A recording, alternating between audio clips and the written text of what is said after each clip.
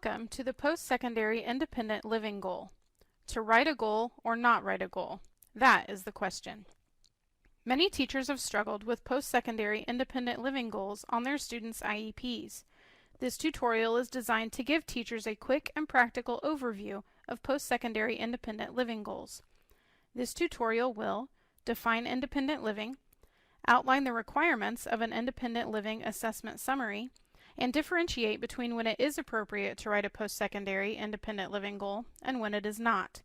We will provide clear examples of how to tie a post-secondary independent living goal into an aligned and compliant IEP. You will also be given locations for additional resources. When people hear the term independent living, they think about where a person is going to physically live. Housing is very important to plan for with young adults. While IIEP does include I will live in the drop-down menu, independent living is so much more.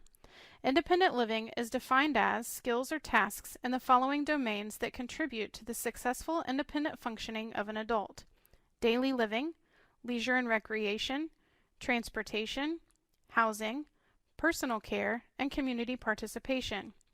Understanding the definition is only the beginning for secondary educators.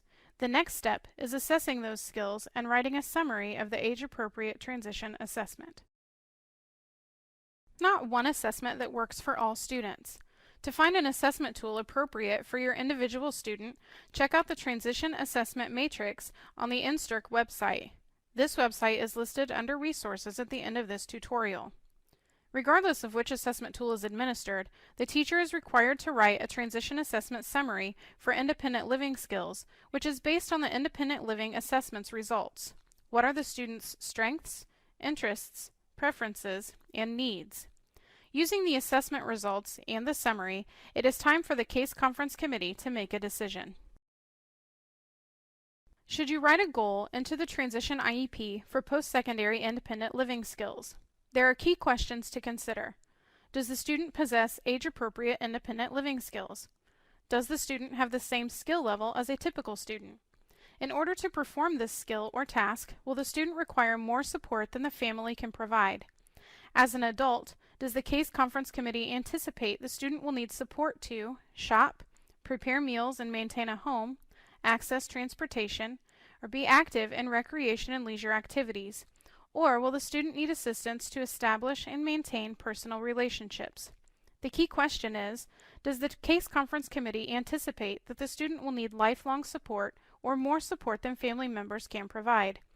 If the Case Conference Committee agrees that the student does not have age-appropriate skills and anticipates the student will require lifelong support or more support than a family can provide, a post-secondary goal should be written.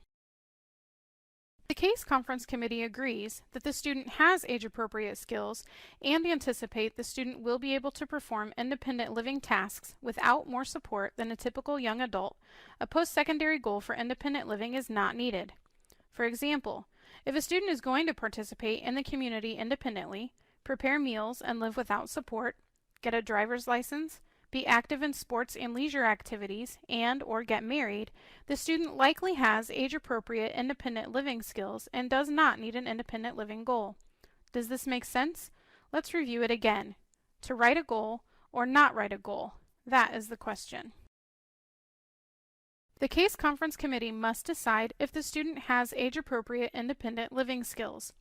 If the student has age-appropriate skills or will be independent with family support, a post-secondary goal for independent living is not needed. Or, the Case Conference Committee looks at levels of support, and if the Case Conference Committee agrees the student does not have age-appropriate independent living skills or will require lifelong support, a post-secondary independent goal is needed. If an independent living goal is not needed, the committee must write an independent living summary, which cites the assessment and must include the student's strengths, interests, and preferences. It is not required to assess each area within the definition of independent living. This summary must be included in each subsequent IEP and revisited each year to determine its accuracy. If you are using IIEP, the summary can be in either the Summary of Findings of Age-Appropriate Transition Assessment or the evidence box showing an independent living goal is not needed. If the Case Conference Committee agrees that a post-secondary goal for independent living is needed, the Case Conference Committee should agree on the priority of skills needed. The student, parents, and educators should consider what skill or task is the most important to develop while in high school. This could be the post-secondary goal for independent living. Identifying and prioritizing one specific task can be helpful to guide the IEP. Here are some examples of post-secondary goals for independent living. After high school, I will purchase items at the grocery store using next dollar strategy. After high school, I will prepare lunch with hand-over-hand support. After high school, I will independently ride the city bus. After high school, I will take tennis lessons at the YMCA. After high school, I will maintain my friendships by texting, calling, or emailing. Remember, the IEP must align with the post-secondary goals and identify ways in which the student will progress towards achieving the post-secondary goals during this IEP. If there is a post-secondary goal for independent living, the student must have an annual goal to support it. So, if the post-secondary independent living goal was, after high school, I will purchase items at the grocery store using next dollar strategy, an annual goal example would be, using next dollar strategy, Monica will give the cashier the correct amount of money to make a purchase from a store or restaurant with 0 verbal prompts on 4 out of 5 observations. Not only must an annual goal align with the post-secondary goal, but there must also be at least one transition service and activity which align. What transition services and activities will the school staff provide the student to reach his or her post-secondary independent living goal?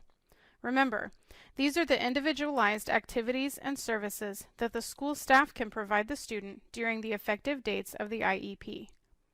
There are lots of great services and curriculum being provided that are transition services and activities. For example, on our previous post-secondary goals for independent living, these could be transition services and activities: shopping, community-based instruction; cooking, family and consumer science class; riding the bus, transportation training; recreation and leisure, participating in a class at the local YMCA, learning to play a card game while practicing turn-taking skills; establishing and maintaining social relationships. Today, it is all about using technology to maintain connections, so typing instructions and practicing with an OT could be a transition service and activity. If you want to be the top dog, it is essential for you to understand and ensure alignment of the IEP's content. This graphic identifies how the alignment fits together in an IEP. 1. Transition assessment. 2. Case Conference Committee's rationale included in summary of transition assessment. 3. Post-secondary goal for independent living. 4. Annual goal related to post-secondary goal for independent living. And 5. Transition service and activity to support annual goal and post-secondary goal for independent living. Let's look at an example of this alignment.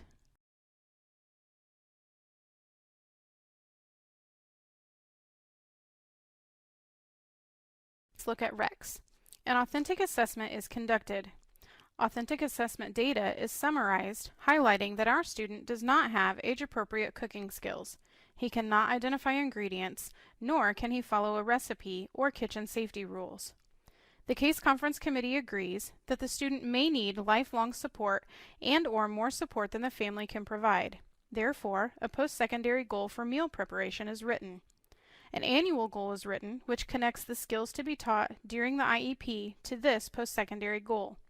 The final alignment to the post-secondary goal is the list of the unique and individualized transition services and activities which are being facilitated by school staff. The question back to you is, has this helped? Do you have a better understanding of post-secondary goals for independent living? If you need more assistance, check out the Indiana Secondary Transition Resource Center's website at instrc.indiana.edu. Here are just a few of the resources you will want to review: Transition Assessment Matrix to identify assessments, the Transition Rubric for examples of quality, compliant, and non-compliant transition IEPs, and the Archive of Tuesday's Tips. contact your district's representative to the cadre of transition leaders. These are staff in your district who can provide you local assistance. If you are unsure who that is, ask your local special education director for that person's name. You can always contact the Indiana Secondary Transition Resource Center staff who are located at the Center on Community Living and Careers at the Indiana Institute on Disability and Community. Feel free to email them at cclc@indiana.edu.